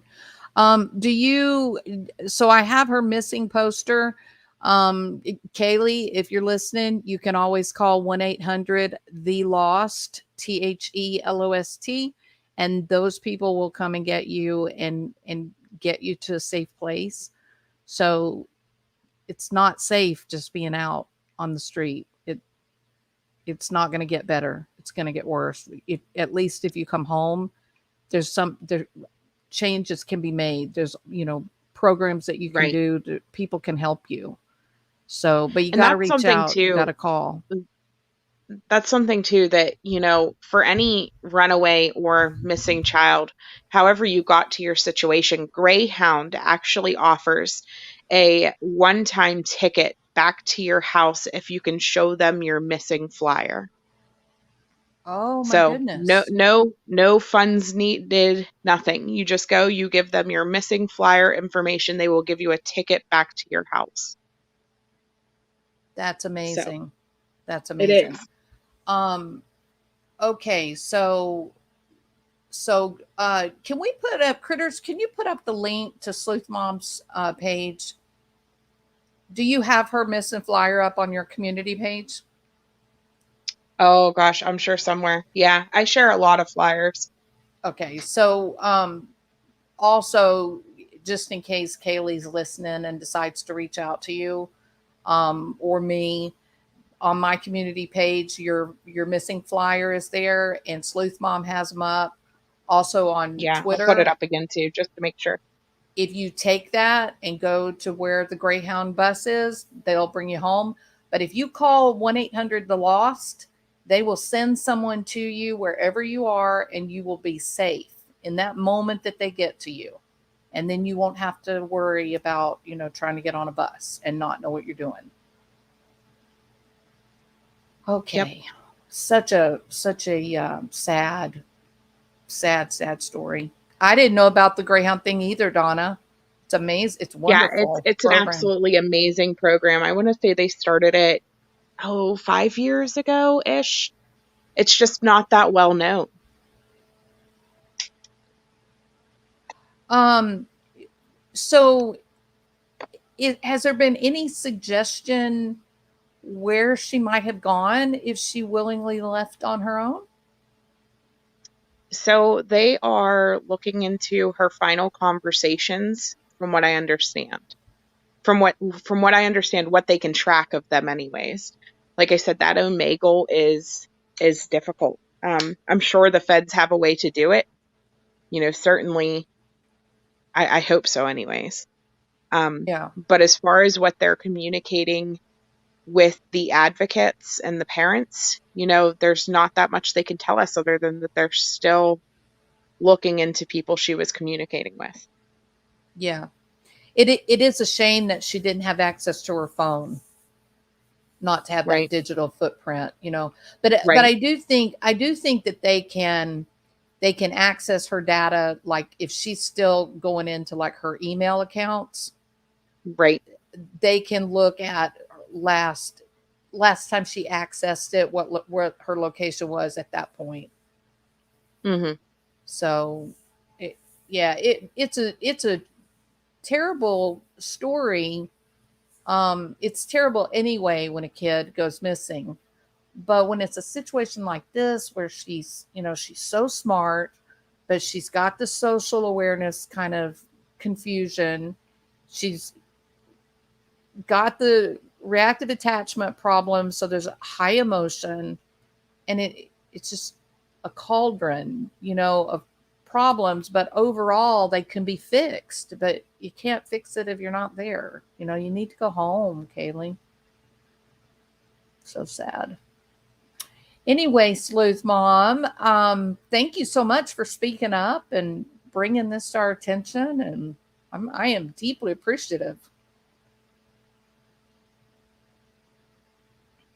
Um, anybody else? She she must got another phone call. She's on her phone, so every time it rings, it kicks her off the phone. So she'll be back.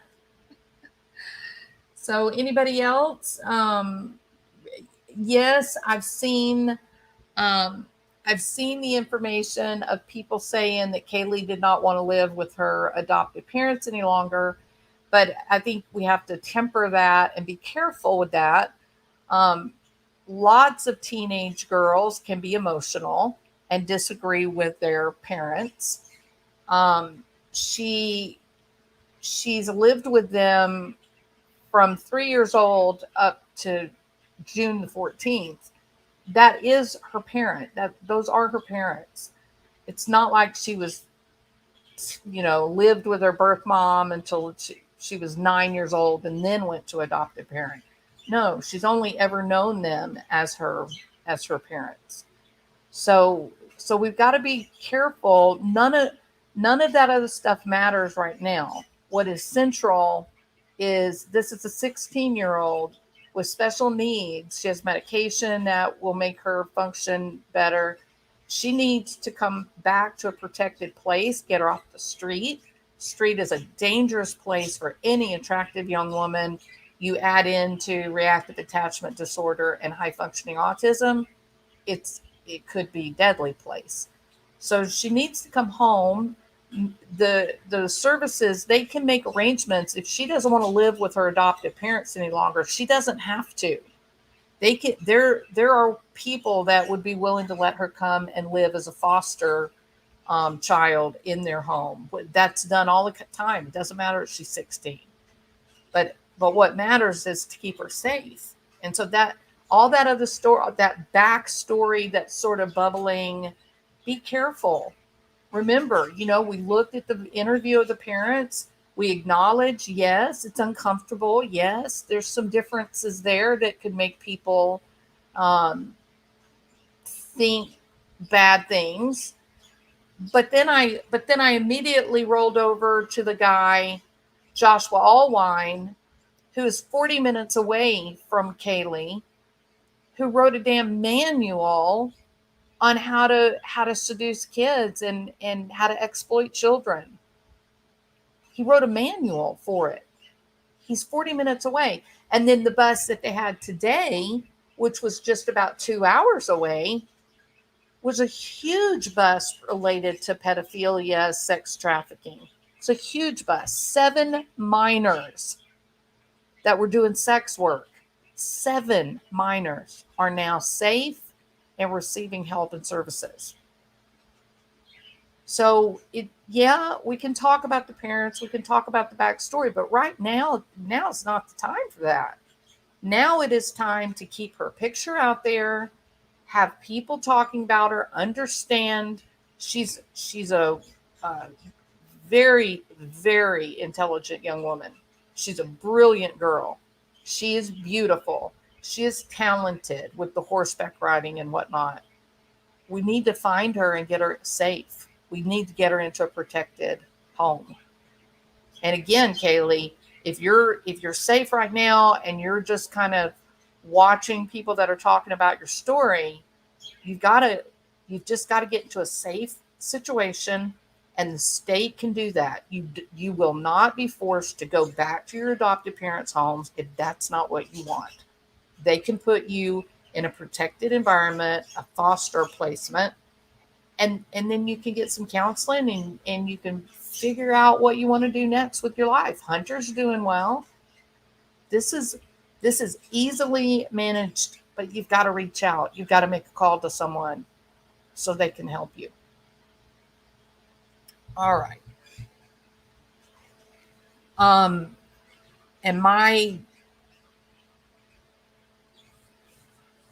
Remember, you can call 800-THE-LOST and call them. They will come to wherever you are. You'll be picked up and they will escort you back to your home if that's where you want to go.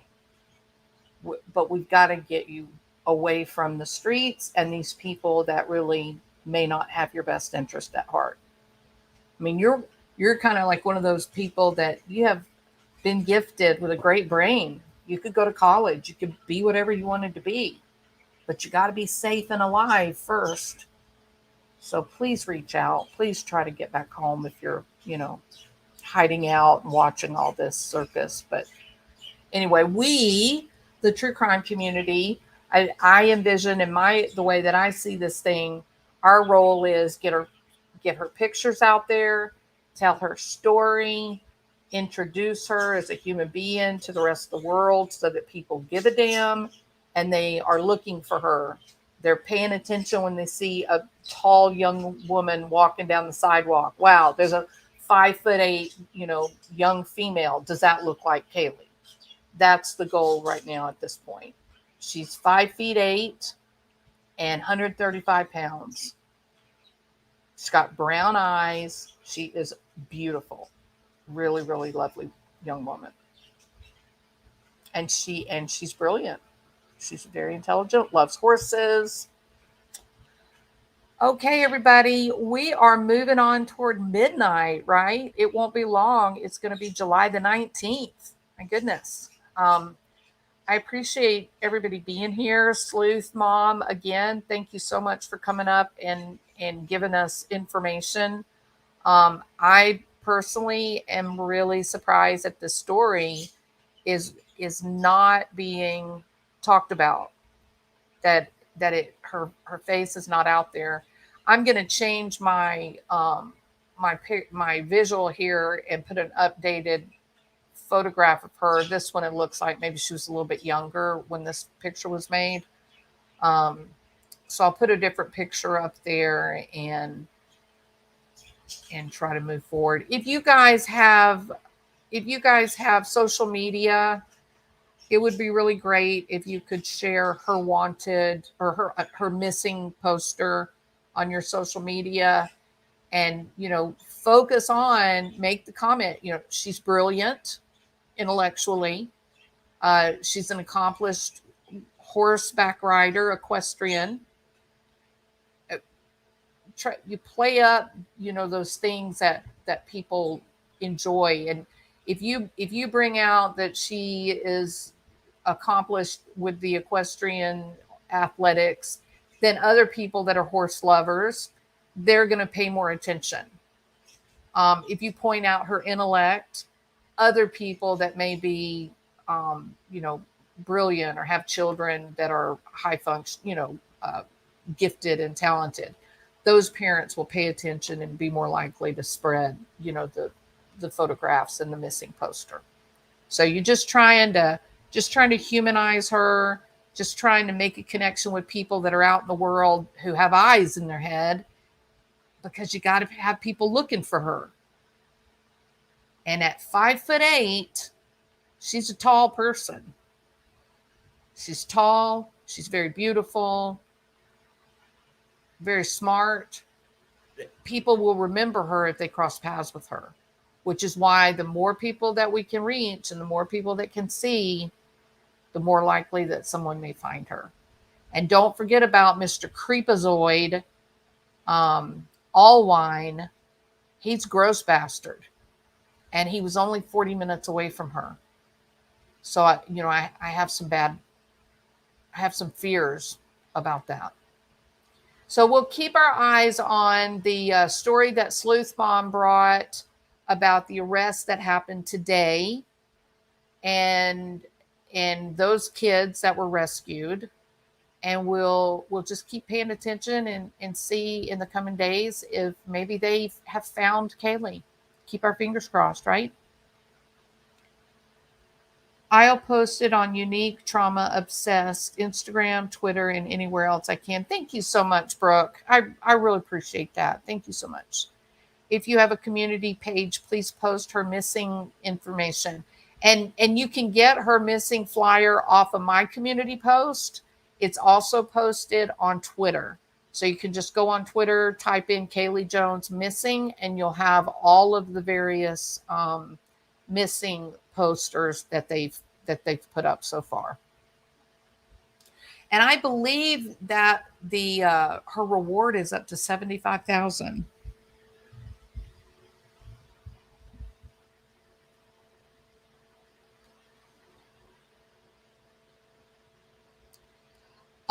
As indicated by her parents, while talking with a few men on the web, Kaylee did reveal private data, including her address. Yeah, I had seen that.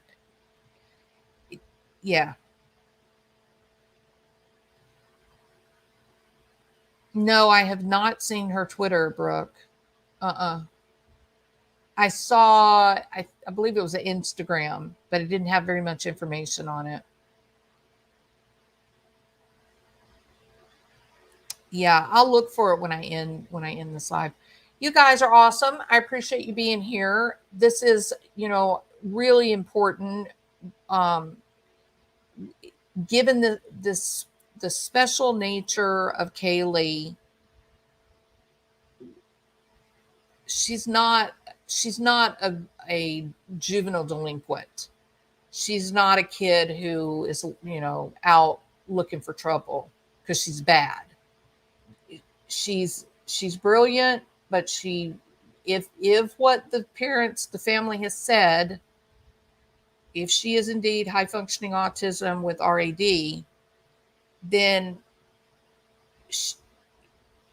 she's very beautiful, which would be attractive to these creeps like Allwine. She's online because that's the most comfortable way that she can communicate with others. And she may have become the target of these creeps or traffickers, and not that she was trying to get in trouble, but that she was enjoying being told that she was beautiful and that she was popular, and feeling competent socially would have been very powerful for her. And so they can often be easily manipulated like that. So Kaylee, if you're safe, you need to get back home so you can live out your future, so you can get educated and be whatever it is that you want to be. And everybody, Sleuth Mom, me, lots of people, if you reach out, someone will help you. You have options. One post reads, Kaylee Jones, changed my mind about selling my tickets. I'm so ready to hear. What?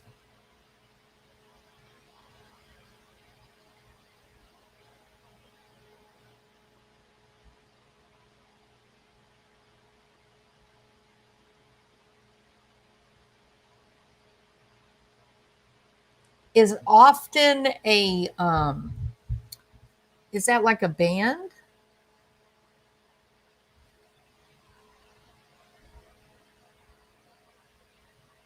Yeah, Donna and I are on the same page.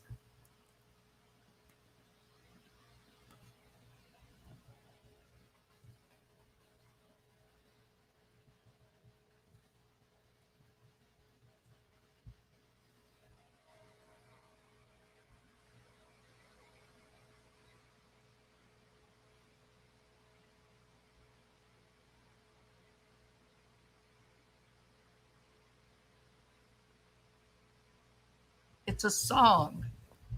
Often is a song by Canadian singer-songwriter The Weeknd. The track was released on July 31st, 2014.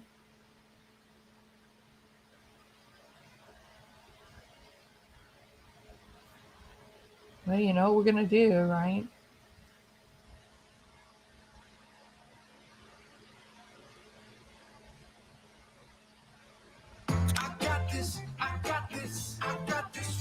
I'm still here. Hold on.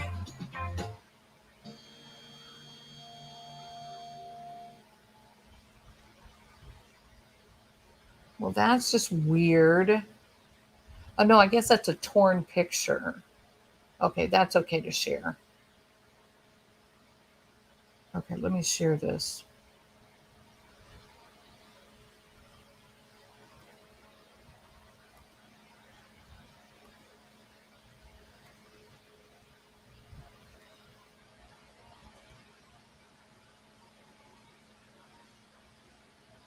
It's like they took a photograph and they tore it into pieces, and now they kind of pieced it back together. I'm going to go ahead and play this song because YouTube is, if you do a true crime video, they do not give you a dime, no monetization. So I'm not making any money at all anyway on YouTube, except for the members. So in terms of playing some music that's going to get that video demonetized, it's going to get demonetized anyway. It's appropriate, people. Okay, so that was the song that she said she couldn't wait to hear live.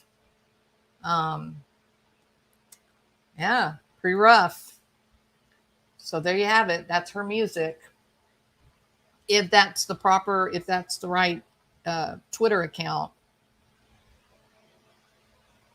Kaylee, I love living in Florida. I can walk around in a bikini top anywhere. Yeah, pretty rough song, right, Donna? Another Twitter post. This weekend was a taste of what it's going to be like driving to work this summer in Florida, and I am not happy. These tourists cannot drive and cause every accident and so much unnecessary traffic.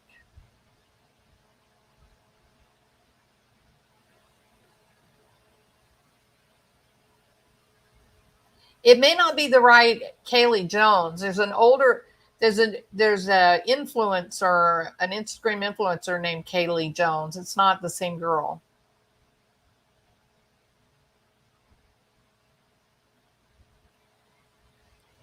Yeah, I think I'll see what this is about. Go on Twitter and look, Brooke. Maybe critters. Yeah, it's weird, right?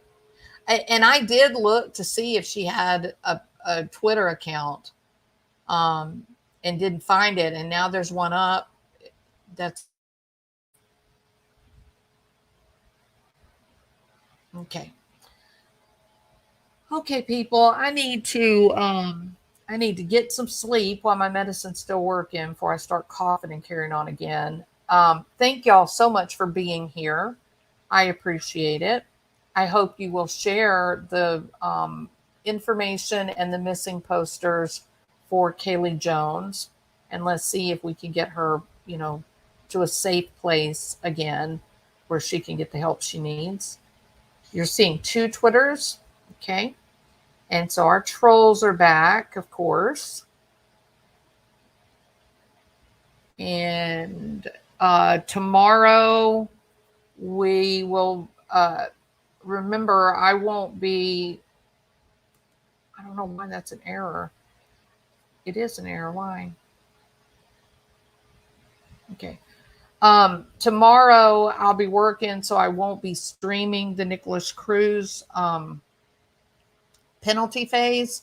But if you guys will watch the courtroom antics while I work, then I'm not sure what time I finish tomorrow, but whenever I finish, I will go live and you guys can educate me about what I missed. Okay. Thank you, Donna. I appreciate you.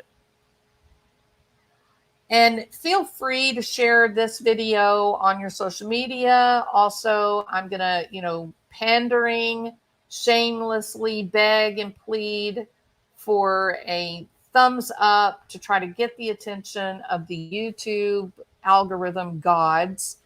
Couple of things that have to happen. You got to hit a thumbs up. You got to leave a comment under the video. And then you've got to make sure that YouTube has not unsubscribed you. Also, if you are subscribed, but you did not hit the bell that says receive all notifications, then you're not going to receive any notifications. So you can hit unsubscribe and then subscribe again and then hit the bell and then go to all notifications. And then they claim if you jump through these hoops, they claim that you'll get notifications when we're going live. Okay? That's what they claim. I don't know if that's true or not, but that's what they say. Okay, everybody. Thank y'all for being here. Sorry I'm fairly low energy. I really am not feeling well at all. But a lot of people are getting COVID right now, so. And Donna will be on the replay team. Okay. We're gonna need it. Yeah, thank you so much for helping us, Brooke. You brought a great deal of information tonight. That's good.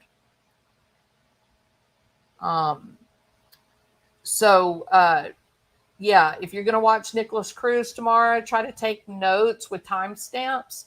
And then when we go live tomorrow night, then y'all can direct me on which timestamp to go to, and we can watch those parts of the trial that were particularly relevant. If y'all could help me out with that, I would be forever in your debt. Okie dokie. All right, peeps. I hope y'all sleep well tonight. I'm going to keep my fingers crossed that I sleep like a rock because I need it. I feel awful. Okay, everybody. Have a good night. Thank you so much for watching this information on Kaylee Jones. Don't forget the cretin, the disgusting pig who was arrested in Georgia that had written a manual on how to teach someone to be a successful pedophile. His last name is Allwine, Allwine, and we are going to watch his case like a hawk. If you guys want to dig in and try to, download his social media before he gets a chance to get free and delete it all, that would be a huge help. So we need to be watching this character, Joshua Allwine, like a hawk. He's a bad guy. Even if he had nothing to do with Kaylee, he's a vile pig that hurts kids. That's the truth. All right, everybody. What is this? If you're having night sweats, I am having night sweats, and I'm not even asleep. If my fan is not going, I'm sweating like I'm just drenched with sweat. It's crazy. I mean, no, I know it's gross. I'm sorry. TMI. I know. I'm trying to, stay up and walking around and coughing and trying to not to get any fluid collecting in my lungs. I don't know that I have COVID. I'm going on the assumption that, it's allergies or it's flu, but it could be. I don't know. Doesn't matter. Drink lots of vitamin C, drink lots of water. All right. Allwine, Allwine. Yeah. I think, let's see. Yeah, I can share that page with you, Brooke, and then you'll see the accurate information. Hold on. I'll put it back up. Here it is. He's a disgusting pig. He's a disgusting monster of a human being.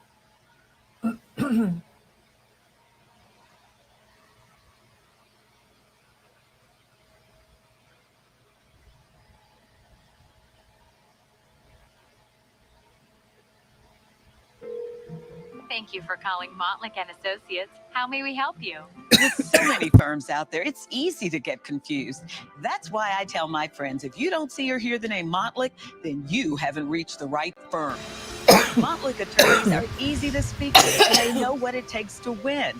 If you've been injured, call 1-800-LAW-NEED for your free consultation, or simply dial #WIN from your cell phone. That's #946. You pay no fee unless you win. The county sheriff's deputies say that they also found a disturbing how-to manual for sexually exploiting children. Fox 5's Doug Evans reports. It was the work of investigator Casey Mullis in the computer lab at the Coweta County Sheriff's Office who unlocked what they say are the dark and disturbing crimes of Joshua Allwine's laptop and home computer. Mostly thousands of images of child pornography that they say he thought was hidden, well protected, and could never be found by law enforcement. So he thought he was safe. He thought he had everything password protected and encrypted. Our investigator was able to get through all of that and find plenty of evidence of the crime. Investigator Mullis says he also found something equally disturbing. That in the is what computer he files. wrote. He says That's it's a the manual manual on how that to this recruit and cretin sexually victimize wrote. children, including infants. Finding So the children by, investigator also discovered a befriending pedophile other handbook children.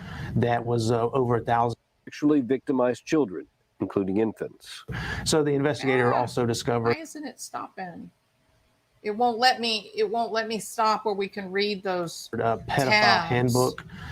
Says it's a manual on how to recruit. Says finding children kitty magnets, finding children befriending children, finding children at schools, finding children hunting season. This is a POS on the highest order. He is a disgusting creature. He's not even human. See the white tabs? The white tabs say security, how to bypass security, how to keep your stuff safe. He's a evil bastard.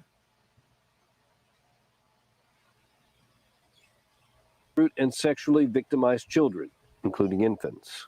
So the investigator also infants. discovered a pedophile handbook that was over 1,000 pages long and had some pretty disgusting chapter titles. A print manual filled a big binder over 1,000 the- pages, 28 chapters, including some with titles on finding children. Okay, you look at how big. She's not even finished putting it all in the binder. Look at how thick. Oh, hell. Y'all couldn't see any of it. Damn it. Sorry. Let me take this off.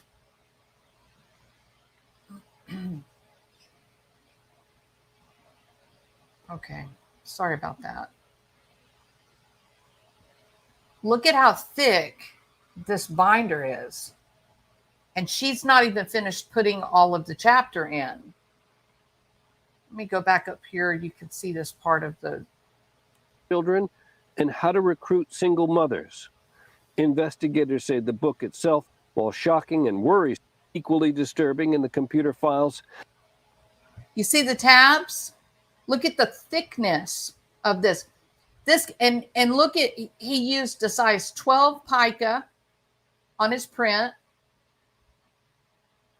This guy, that's how much knowledge that he carries inside of him. He has clearly been very successful in hunting children and destroying children. And he's obviously groomed others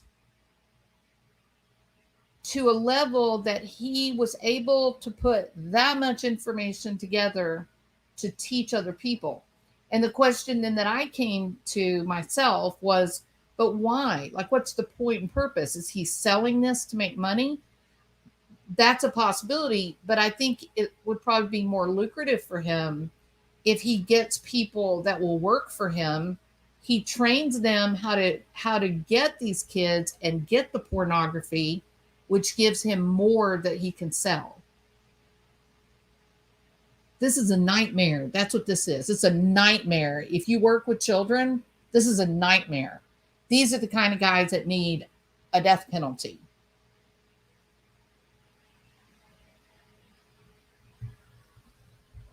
So anything you can find out about Joshua Allwine in Georgia, get He it. says it's a manual Rip on it how off the to internet, recruit and save it on your sexually hard drive, victimize children, because including if he gets out of jail, he's So the going to hide investigator everything also he can discovered hide. a pedophile handbook Nasty that was bastard. over 1,000 pages long and had some pretty disgusting chapter titles.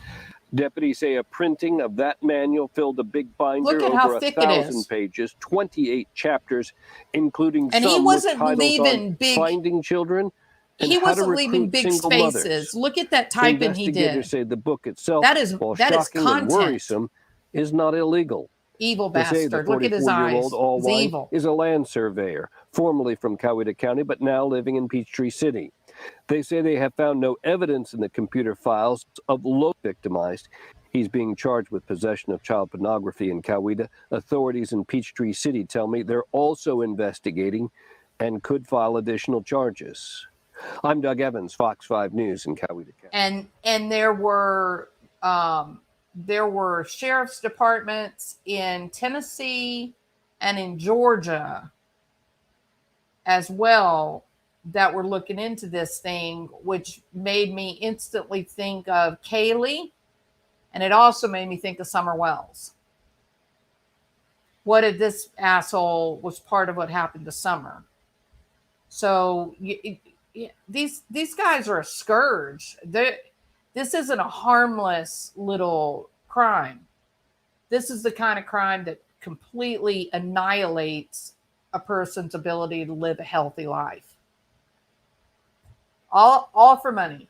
All for money. That's right. It's the destruction of a soul, a child's soul, for a couple of dollars in their pocket. That's what it is. So if you're not mad about it, you may explore why, because you should be mad.